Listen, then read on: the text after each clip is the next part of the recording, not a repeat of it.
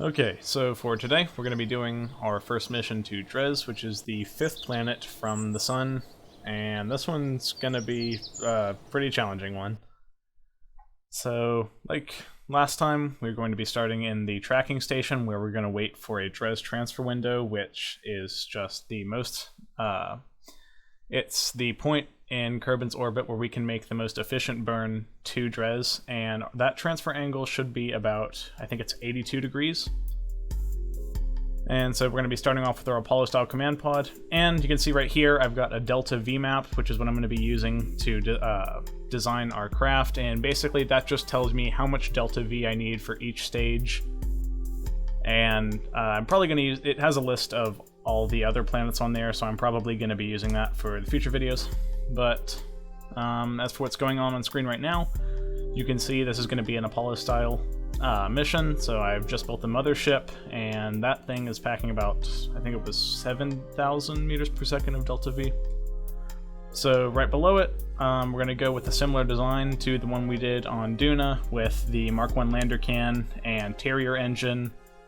And I've been making a lot of use of that Terrier engine lately just because I never really used it that much before I started recording these videos, but I guess it was just now that I realized that it's honestly just probably the best, the engine best suited for most non-atmospheric flights. And I also overbuilt that lander a little bit. I think I added 4,000 meters per second with Delta V, which you probably realistically only need at most 2,500 meters per second. But that done, we've put the fairing around it and begun work on the bottom stage. And this will be propelled by I think that's the Mammoth engine and 2 Clydesdale boosters. And these Clydesdale boosters are really powerful, and they could probably honestly take us up at the start of the launch just on their own without even firing the Mammoth engine. But just to be safe, we're going to be using those, so I will now attach those clamps to the side, which will hold us above the launch pad, and then add on those Cybertrons to make sure that it's safe whenever we detach those, and they will fly away safely from the craft as we continue our ascent. So I'm just rearranging my staging and renaming the rocket, changing the crew, and we are ready for launch.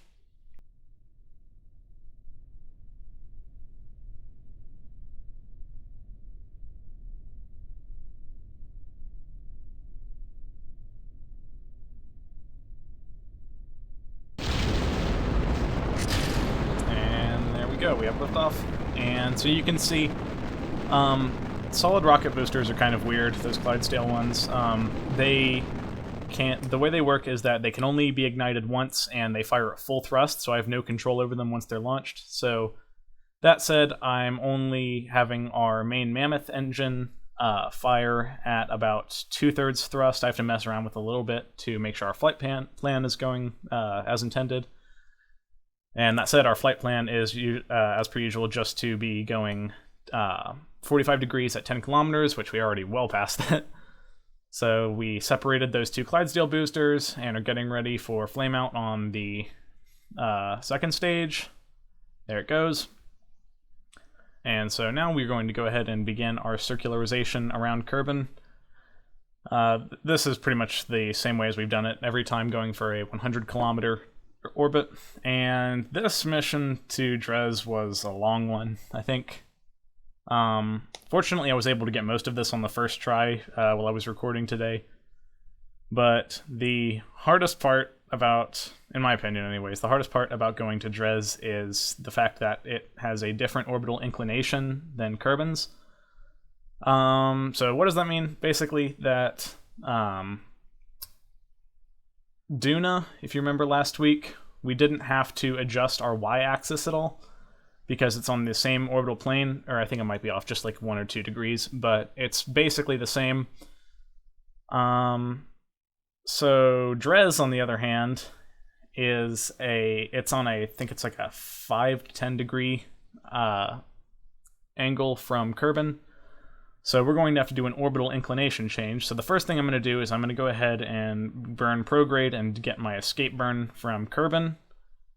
And then looking at the map here, this took me a while to figure out, but I'm going to place my maneuver node on the I think it was the ascending node, and I just burn anti-normal, and which is basically just down, and by doing this, I will align our orbits so that our orbit is on the exact same orbital plane as Dres. And so with that done, this is going to need some messing around, but I'm just going to keep playing with that maneuver node, dragging out the prograde marker and retrograde marker until I'm finally able to get an intercept with Duna. And I don't know what was going on with the maneuver node maker today, but it was like flickering whenever I tried to make it, and it kept deleting the maneuver node. So a quick save and quick load fixed that really quick. So if you ever have that problem, that's how I got around it. And so I have the footage here sped up about 8 times, but this was a really long process of waiting for this burn. I think this entire mission ended up being something like close to 3 years long. So you can see the maneuver node is freaking out and flickering there. So I cut out the part where I did the quick save, quick load, but eventually I got it to stop, and I'm just making sure that all my nuclear engines are ready to fire once we get there, and I'm going to perform this. It's just an extremely small burn, less than a meter per second, but I have to be precise with this, so I've got one of the 4 nuclear engines burning at 2% of its maximum thrust. So you can see, because because Dres is on that sort of awkward angle, I'm not able to get a perfectly equatorial orbit, and so it's on a little bit weird of angle, but that ends up, I realized halfway through that I could go to the Dres Canyon, which is one of the more well-known surface features in this game. So I figured I'd angle my orbit a little bit so that I'd be passing roughly over the canyon, and that way it would make it easier for us to land there and then redock with the mothership. So now I'm just warping around the solar system, waiting a ridiculous amount of time to get to Dres. And so you can see in the bottom left corner there, we're about halfway through or a little over halfway through our fuel, but that's still about 4,500 meters per second of delta V. And so we're about to get our encounter with Dres's gravity well, and Dres isn't very big. It's the real-life analog for Ceres, which is it's the biggest asteroid that we know of in our solar system. And as such, it's not very big. So it's basically just like the Mun, but really far away and on a weird inclination. So here we are doing our retrograde burn, and you can see the Dres Canyon passing to the bottom left over there, and that's where we're going to be landing. So I just now complete my circularization burn, and I'm going to try and get our orbit a little bit more circular just so that it makes this thing easier to rendezvous with, so that its velocity isn't changing as much. So right here, we're going to wait until the canyon is on the light side, and we will detach the lander, and whoops, bonked the mothership a little bit there. But nothing got damaged, so it's fine. So we are just retro burning, and I'm playing with my normal anti-normal burns a little bit just to get us landing in the canyon. And so there you can see it is looming ahead. And so this is a little bit harder to land on than my landings on Dres or on Duna and Minmus and Mun. Just because I have to get it in this little slot, which, truth be told, wasn't really that hard. But we got Bob there in the bottom right. I'm just going to try and keep him safe with this landing. And I was looking for a good flat spot to land here, and this spot looked good as any. So we just gently touched down here, and I think this was a much better landing than last week, touching down at around 0.5 meter per second. And there we go, landed in the Dres Canyon. And so like usual, we are going to have Bob Kerman hop out and go on a little EVA.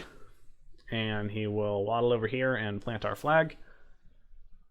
And so I figured it's always there's not really much you can do in Kerbal Space Program whenever you land on a celestial body. So I figured we might as well, with this 500, I think it's 500 meters per second of delta V that our jetpack has, we'll fly to the top of the canyon and see if we can get a look down to the inside. And so I tried to land over here. The slope was a little too steep to safely walk on.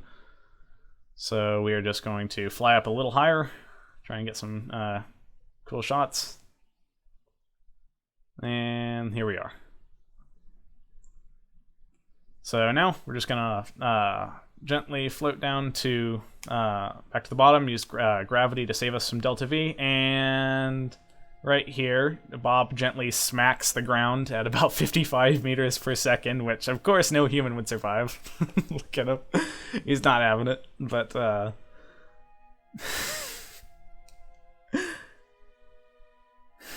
good job, Bob. Anyways, after he picks himself back up, dusts himself off, we will just jetpack on back over to the lander and get ready for our ascent back to the mothership. And so now we're just going to take a look at the map and wait until it is preferably day and the mothership is passing overhead of the Dres Canyon. You can see it on the map there, it's kind of small. And so now that it is roughly overhead, right there, yeah. I'm not particularly fond of doing ascents from the Dres Canyon. Normally what you can do on bodies that have a similar gravity well to that of the Mun is just get a little bit of altitude, just a couple kilometers, and immediately start burning sideways. But we have to ascend out of the canyon a little bit, but that's fine. So it just costs us a little bit of delta V, but we've got tons of delta V in this stage, so we've got lots of room for error. And so we are now in orbit, and we are going to, just like we did on our burn 2 Dres, we're going to do our orbital inclination change, where we burn, I think it was anti-normal on our descending node, or on our ascending node.